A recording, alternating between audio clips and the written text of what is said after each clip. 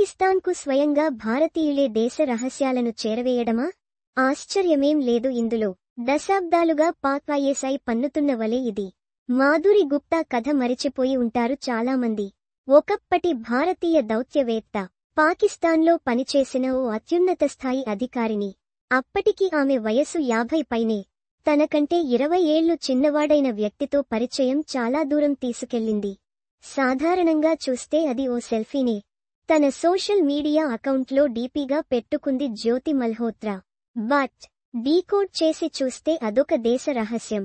ఒక్క సెల్ఫీతో, పర్టిక్యులర్గా ఒక డీపీతో పాకిస్తాన్కు బోలెడంత ఇన్ఫర్మేషన్ పాస్ చేసింది. ఇది దేశ భద్రతా అధికారులనే కంగారుపడేలా చేసింది. అసలు జ్యోతి మల్హోత్రా చేసిన వీడియోలు, తీసిన విజువల్స్, తీసుకున్న సెల్ఫీలు ప్రతి ఒక్కటీ దేశ రహస్యాలను శత్రుదేశానికి చేరవేసేలాగే ఉంది. జ్యోతిని అరెస్ట్ చేసిన తరువాత గానీ అందులోని సీక్రెట్ ఏంటో బయటపడలేదు. పాకిస్తాన్ ఐఎస్ఐకి కావాల్సింది కోటలు దాటే మాటలు కాదు, పక్కా ఇన్ఫర్మేషన్. అది చిన్నదైనా ఫర్వాలేదు. ఈ ఏడాది ఫిబ్రవరిలో పంజాబ్ పోలీసులు అమృత్సర్లో ఓ పాకిస్తాన్ ఐఎస్ఐ ఏజెంట్ను అరెస్ట్ చేశారు. చిన్న ఇన్ఫర్మేషన్కు 5,000, పెద్ద ఇన్ఫర్మేషన్కు 10,000 రూపాయలు ఇస్తుందట. చాలా చీప్గా అనిపిస్తుంది కదూ.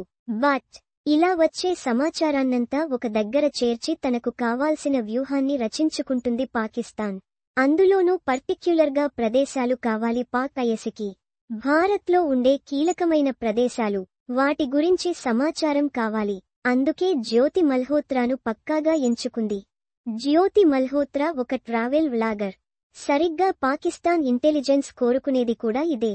జ్యోతి మల్హోత్రా పాకిస్తాన్ ఐఎస్ఐ ట్రాప్లో పడిన తరువాత శత్రుదేశానికి కావాల్సిన ఇన్ఫర్మేషన్